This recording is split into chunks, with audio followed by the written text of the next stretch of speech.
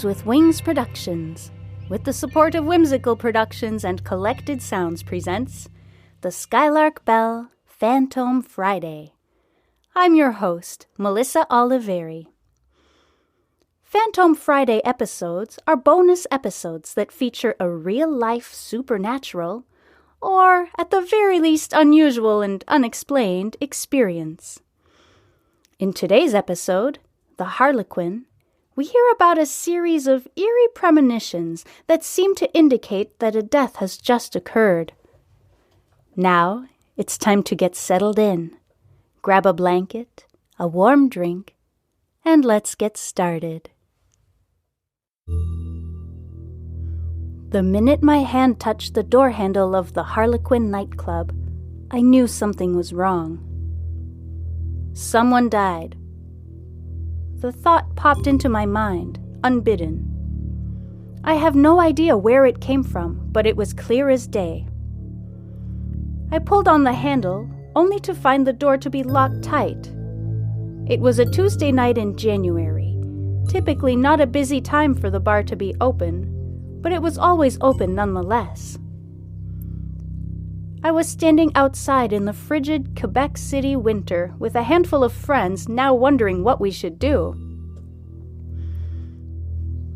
After a brief discussion, we decided to trek through the snow to a different nearby bar.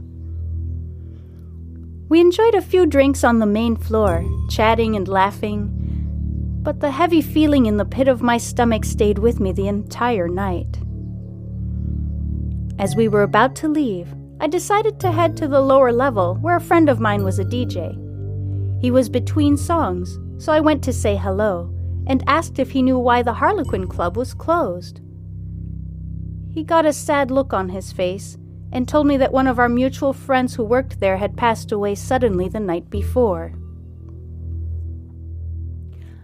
I can still recall the ringing in my ears. A swirl of thoughts entered my mind. Then a specific memory came back to haunt me. 2 nights prior, I had been at the bar. It was very busy, and my friend was racing to keep up with orders. I had just gotten a new job and was excited to share the good news because he knew I was struggling at my previous job. I shouted to him over the sound of music and loud chatter, and he grinned at me and congratulated me. He then held up his finger and said, "Give me a minute." I waited a brief moment, but he was so busy and it was so loud in there and I needed to get home, so I left. I distinctly remember thinking, I'll see him tomorrow. But for him, there was no tomorrow. My next thoughts flew to 2 events that had occurred within a week of each other about 2 years prior, when I was still living at home with my parents. We lived out in the country, and one night we were driving home from town down the long, dark country road. It was about a 30-minute drive, and I was sitting quietly in the back seat. We were going to stop at a family friend's house to grab a house key, which I had left there after going on a horse ride with her the day before. As we were nearing the turn to go to her house, I had a sudden thought of, someone has died. Out of nowhere. I sat up in the back seat and looked out the window at the pitch-black fields and forests all around. Where had that thought come from? I shook off the eerie feeling the thought had brought on as we pulled up to our friend's house. My parents told me to run to the back door and grab the key while they waited in the car, since it was so late and we all wanted to get home. I knocked on the door, and the tearful woman opened it and handed me my key. I asked her what was wrong, and she told me her husband had just died. His body was still out in the field, and she was waiting for the authorities to come. Of course, I was shaken, not only by the news, her husband was a lovely man, but by the fact that I had a premonition about it just a few minutes prior. About 1 week later, as I was riding the bus to school, I suddenly had the same thought. Somebody has died. I remember the sinking feeling in my stomach and hoping against hope that it was a coincidence, that I was imagining things. The rest of the bus ride felt interminable. Finally, I got to school and went to my first class of the day, theater. The teacher was a funny, expressive, kind man, and I always looked forward to his class. On this day, however, I walked into his room to find him very somber and quiet. Once all the students had arrived, he sat us in a circle and informed us that the father of one of our classmates had passed away suddenly the night before. 3 premonitions about 3 sudden deaths. There was only one other somewhat similar instance, where I was sitting in the passenger seat of a car going through a busy intersection, and as we waited at the red light, I saw a man walking on the sidewalk, and out of the blue the thought, "He's going to die," came into my mind. He was a younger man. I didn't know him. I have no idea what happened to him. Perhaps he's in his 50s or 60s and living a happy life now. But based on my other 3 experiences, I can't be quite sure. I often wonder, if I was with someone and out of nowhere a similar thought came to me, would I tell them? Should I tell them? What would you do? Thank you so much for listening. This concludes our monthly Fantôme Friday episodes for Season 1 of the Skylark Bell podcast. But don't despair. I've got some spooky episodes lined up for the next month. Before I go, I'd like to thank Fate and Starling Publishing for this fantastically eerie story, and Cannell for composing equally fantastic and eerie music for this podcast.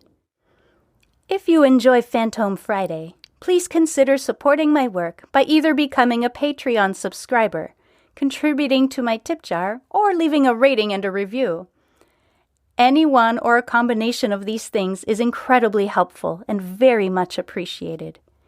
You can find all necessary information on my website at www.theskylarkbell.com. Thank you.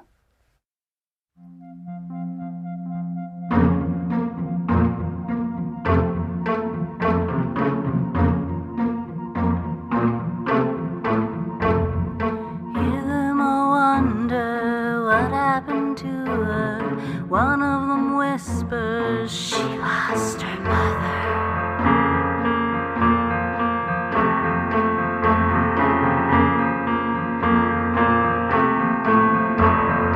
Pack up the furniture, toys and life, change language, families and city lines.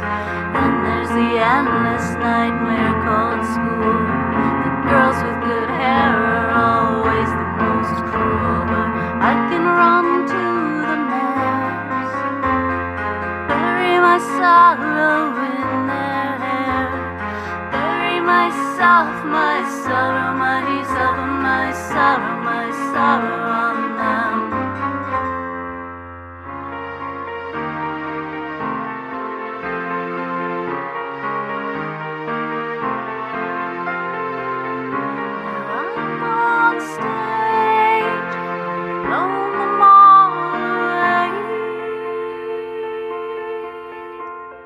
Subsisting on espresso and tequila shots, showing the world a girl I'm not. Late nights, bright lights, kaleidoscope. I feel alive, I feel alive, I feel alive, I feel alive, I feel alive, I feel alive, I feel alive, I feel alive, I feel alive, I feel alive, I feel alive, I feel alive, I feel alive, I feel alive, feel alive, I feel alive, I feel alive, I feel alive.